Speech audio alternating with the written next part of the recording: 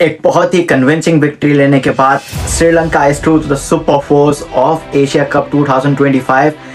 Tournament start होने से पहले जो टीम एक हॉट फेवरेट और सेकंड कंटेंडर लग रही थी ट्रॉफी की, सेकंड बेस्ट एशियन टीम का भी टैग लग गया था, अफगानिस्तान को पहले ही राउंड में बाहर हो गए हैं।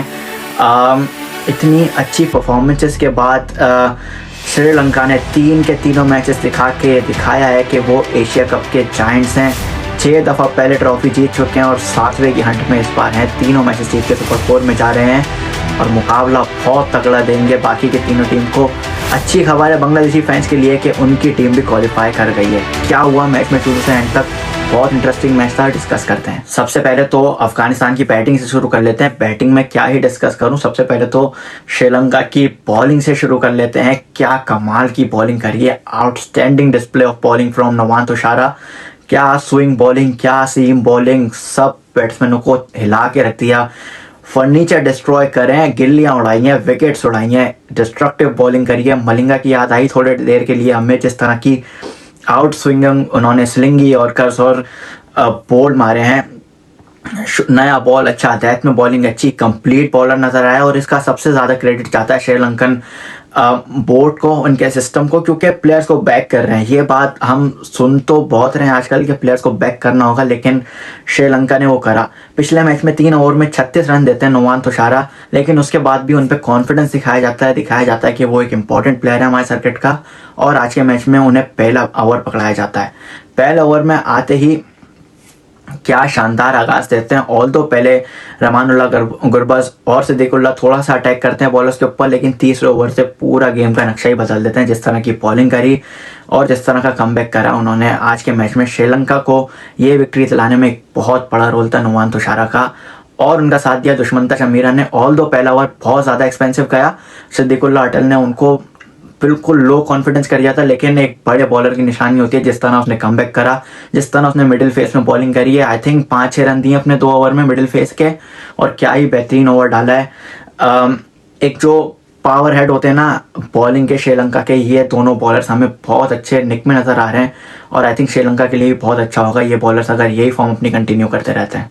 अफगानिस्तान की अगर मैं बैटिंग की बात करूं तो हमें एक पाकिस्तान सॉर्ट ऑफ बैटिंग नज़र आती है। वही हमें मेन इशू नज़र आता है कि स्ट्राइक रोटेट नहीं हो रही होती, या तो वो बाउंड्रीज में डील कर रहे होते हैं या डॉट बॉल्स आ रही होती हैं। बीच का कोई रास्ता उनके पास नहीं है। सिंगल डबल कैसे करने, स्ट्राइक रोटेट कैसे करनी है, स्पिनर्स को कैसे खेलना है। ऑल दो उनके पास जो स्पिनर्स हैं उनकी अच्छी प्रैक्टिस होनी चाहिए, लेकिन फिर भी हमें थोड़ा फंसे हुए नज़र आते हैं मिडिल ओवर्स में। स्ट्राइक रोटेट बहुत ज़्यादा मुश्किल करती है उन लोग को मिडिल ओवर फेस में, जिसकी वजह से वो जो टारगेट कर रहे होते हैं एक स्कोर को, उसको रीच नहीं कर पाते हैं। और आज एक बहुत ही बड़ा ब्लंडर नजर आया। करीम जन्नत जो कि एक स्लॉगर है, प्रॉपर बैट्समैन नहीं है, उसके पास टेक्निक नहीं है, इतनी स्विंगिंग कंडीशन में आपने उसको 1 डाउन भेज दिया, जहाँ पे इब्राहिम ज़फरान जैसा बैट्समैन परफेक्ट सूटेड है उन जैसी कंडीशंस के लिए, उन जैसी पोजीशन के लिए 1 डाउन खेलने के लिए।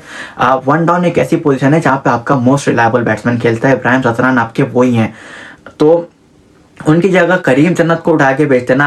आई थिंक ये थोड़े माइंड गेम्स गैम्बल खेलने की कोशिश करी थी करीम जन्नत। अगर वहां से फायर कर जाता तो गेम किसी दूसरी जगह खड़ा हुआ होता, लेकिन इब्राहिम ज़फरान का जो एक्सपीरियंस है आई थिंक उस पर हमें कोई शक नहीं करना चाहिए। वो बैट्समैन जिस तरह इनिंग्स को बिल्ड करता है, उसके बाद फिर लेटर ऑन जाके जिस तरह कैपिटलाइज करता है अपनी इनिंग को, वो एबिलिटी उसकी बहुत अच्छी है।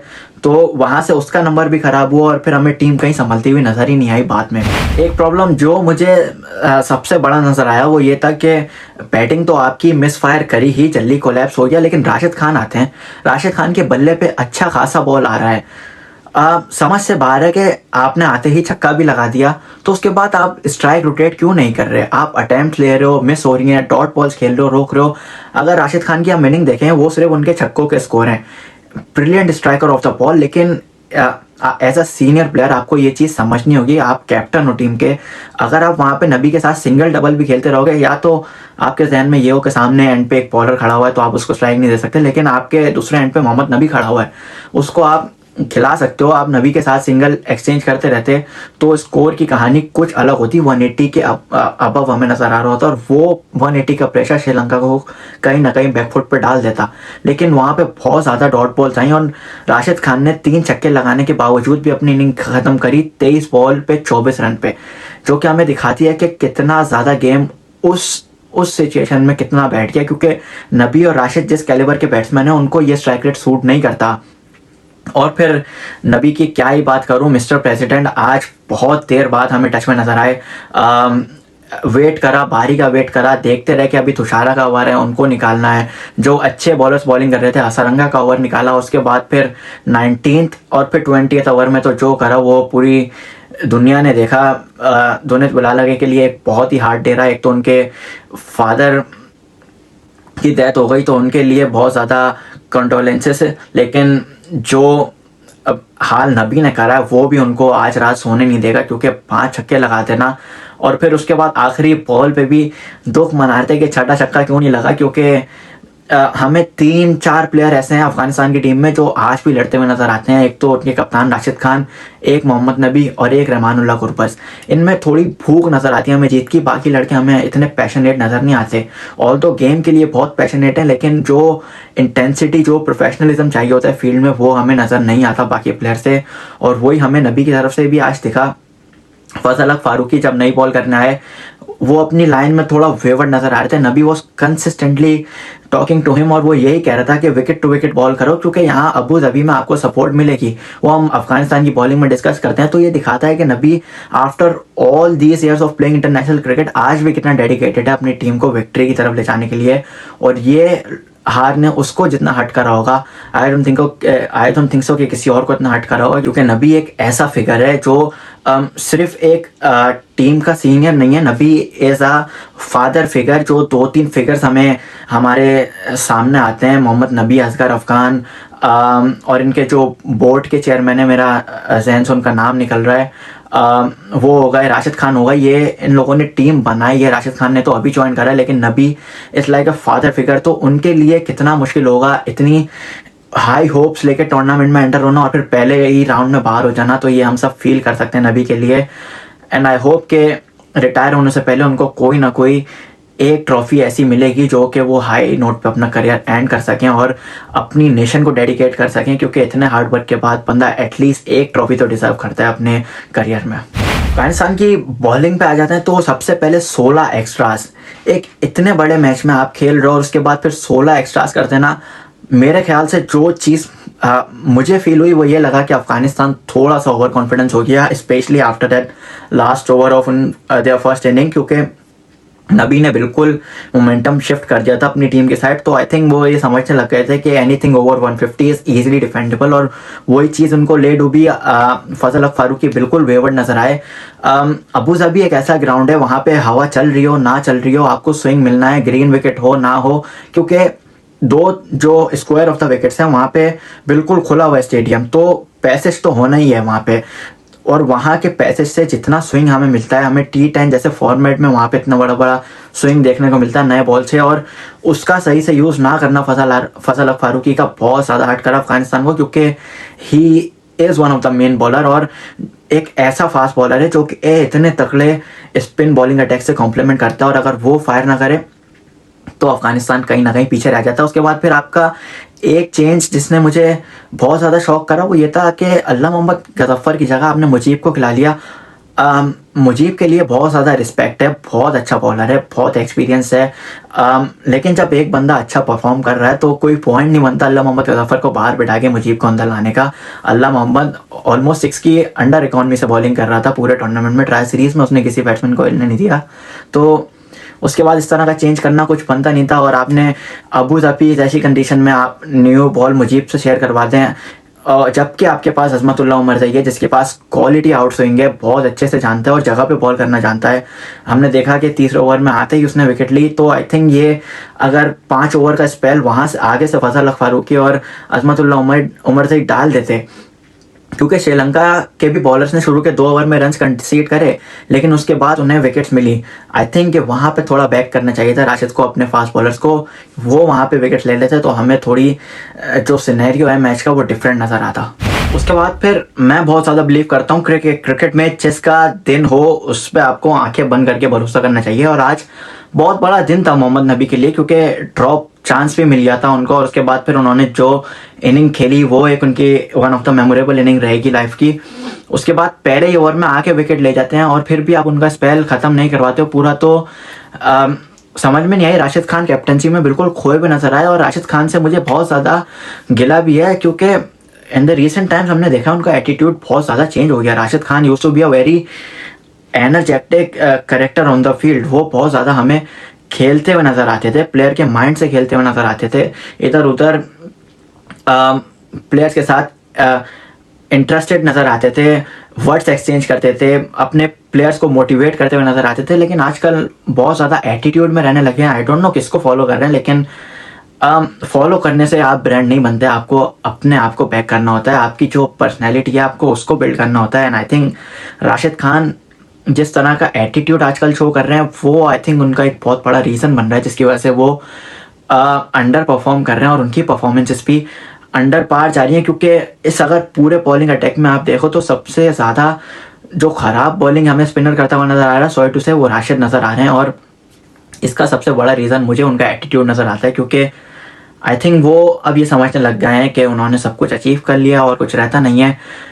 एंड मेरे लिए बहुत ज़्यादा ये बात मुझे दुख पहुंचाती है, क्योंकि Rashid Khan is one of my favourites और उसको मैं चाहता हूँ कि वो अभी उसका बहुत बड़ा करियर पड़ा है, तो वो हर चीज़, हर रिकॉर्ड, हर विकेट्स का रिकॉर्ड, जो भी चीज़ उसके आगे आती है उसको क्लेम करे। लेकिन आई थिंक वो भी हमें सॉर्ट ऑफ पाकिस्तानी क्रिकेटर्स जो कि सेटिस्फाई हो जाते हैं एक पॉइंट पे आके वो करता हुआ नज़र आ रहा है। तो ये चीज़ थोड़ा हर्ट करती है, लेकिन स्टिल आई थिंक यहाँ से सीखेंगे और जिस तरह का उनका कोच है वो उनके साथ काम करेगा और आगे अफगानिस्तान क्रिकेट हमें रीसेंट टाइम में एक ना एक ट्रॉफी उठाती हुई तो नज़र आएगी। उसके बाद फिर अगर हम बात कर लें मुजीब की या नूर अहमद की, नूर अहमद एक उनका जो इम्पैक्ट प्लेयर होता है उसके तौर पे खेलता है, उसकी परफॉर्मेंस बहुत ज़्यादा इंपॉर्टेंट होती है।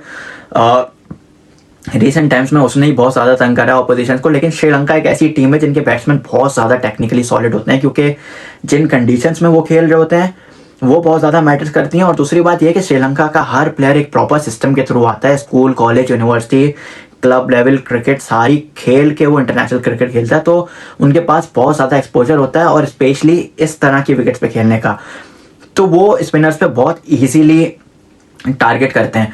आई थिंक अगर श्रीलंका ने वहाँ पे दसुन शनाका का यूज़ करा था मिडिल फेस में और वो बहुत अच्छी बॉलिंग भी करके गया, तो अफगानिस्तान के पास भी एक similar option, not exactly similar लेकिन काइंड ऑफ मीडियम पेसर करीम जन्नत भी था, तो उससे 2-3 ओवर आप ट्राई करवा सकते थे। क्योंकि विकेट कीपर्स हमने देखा स्कोर ऑफ द विकेट कितने स्ट्रांग होते हैं और स्पिनर्स को कितने प्यार से टॉय करते हैं। कुशाल मेंडिस हम सब जानते हैं, एक तो सबसे पहले एक्स्ट्रॉर्डनरी इनिंग यूएई जैसी कंडीशंस में 150 के स्ट्राइक से बैटिंग करना एक बहुत ही शानदार इनिंग होती है। ये एक हाई क्वालिटी इनिंग खिलाई जाती है और आज उसने वो इनिंग खेली, नॉट आउट रह के गया, ओपनर आया और अपनी टीम को मेक श्योर करा कि वो विक्ट्री के उस तरफ जाएं।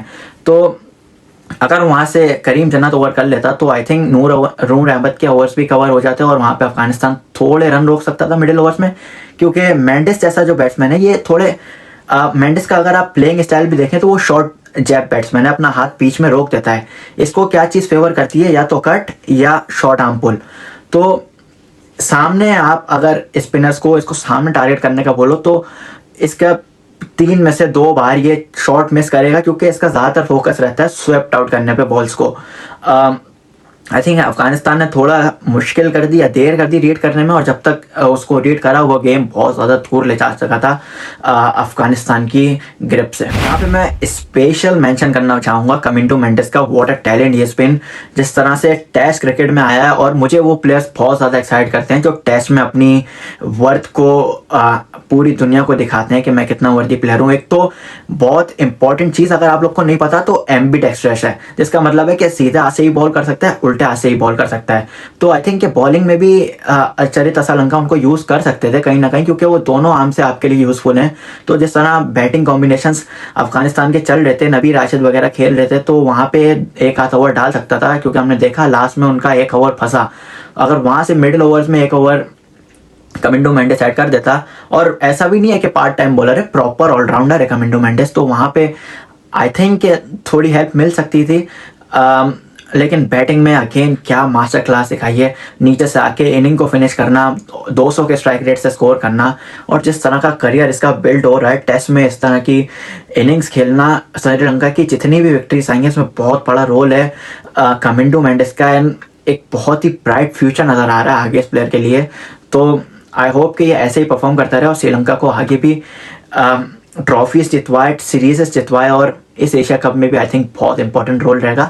With the ball I think थोड़ा रिलाय करना पड़ेगा चरित्र सोलंकी को इनके साथ, क्योंकि यूजफुल प्लेयर तो है, बस आपको यूज़ करना आना चाहिए as a captain. Finally day end में मुझे बहुत ज़्यादा खुशी है, क्योंकि श्रीलंका एक ऐसी टीम है जो कभी किसी कंट्रोवर्सी में नहीं दिखाई देते, एक ऐसी टीम है जो हर कंपटीशन में टफ कंपटीशन लेकर आती है। ऑल्दो टूर्नामेंट से पहले इतने साइलेंट नज़र आते हैं, कहीं हमें टॉक ऑफ द टाउन नज़र नहीं आते। इस ग्रुप में भी हम यही बात कर रहे थे, अफगानिस्तान और श्रीलंका और बांग्लादेश में से कोई एक टीम क्वालिफाई करेगी, लेकिन इन दो टीम्स का क्वालिफाई करना दिखाता है कि रिच हिस्ट्री कितना मैटर करती है क्रिकेट में। श्रीलंका वो आजकल जो आप इंटेंट सुन रहे होते हैं, ये वो लोग हैं जिन्होंने इंटेंट शुरू करी थी। राणा टुंगा, कुमार संगकारा, सना जयसूर्या उनके कोच, तो ये ऐसे प्लेयर्स हैं जो कि मॉडर्न डे क्रिकेट लेकर आए थे, और आज ये कहीं ना कहीं हमें खोए हुए नज़र आते हैं। तो उनको इस तरह की परफॉर्मेंस देते देखना, 3 में से 3 मैचेस जीतना ग्रुप स्टेज के, ये बहुत ज़्यादा खुशी मिलती है क्रिकेट फैन को अंदर से, क्योंकि एक ऐसा नेशन जो बीच में कहीं ना कहीं खोया हुआ हमें नज़र आ रहा था, अब दोबारा से उठता हुआ नज़र आ रहा है। एंड आई रियली होप कि सुपर 4 में भी अच्छा परफॉर्म करें। ऑल्दो पाकिस्तान के लिए भी हमें थोड़ी सी उम्मीद है, लेकिन अब ये आ गए हैं तो आई थिंक पाकिस्तान के लिए भी थोड़े से रास्ते हल्के हो गए, क्योंकि अफगानिस्तान एक ऐसी टीम है जो हमेशा में फंसती है। श्रीलंका और बांग्लादेश से हम कुछ ना कुछ करके कहीं ना कहीं जीत ही जाते हैं। एशिया कप में श्रीलंका हमें बहुत तगड़ा मुकाबला दे देता है, लेकिन आई होप कि इस बार ना दे तो बेहतर रहेगा। लेकिन that's it from the video. कल की वीडियो में हम डिस्कस करेंगे सुपर 4 किस तरह से बिल्डअप हो रहे हैं। इंडिया ओमान का ही मैच है, लेकिन वो बस एक जो फिक्सचर डिसाइड हुआ है, हमें उसको पूरा करना है।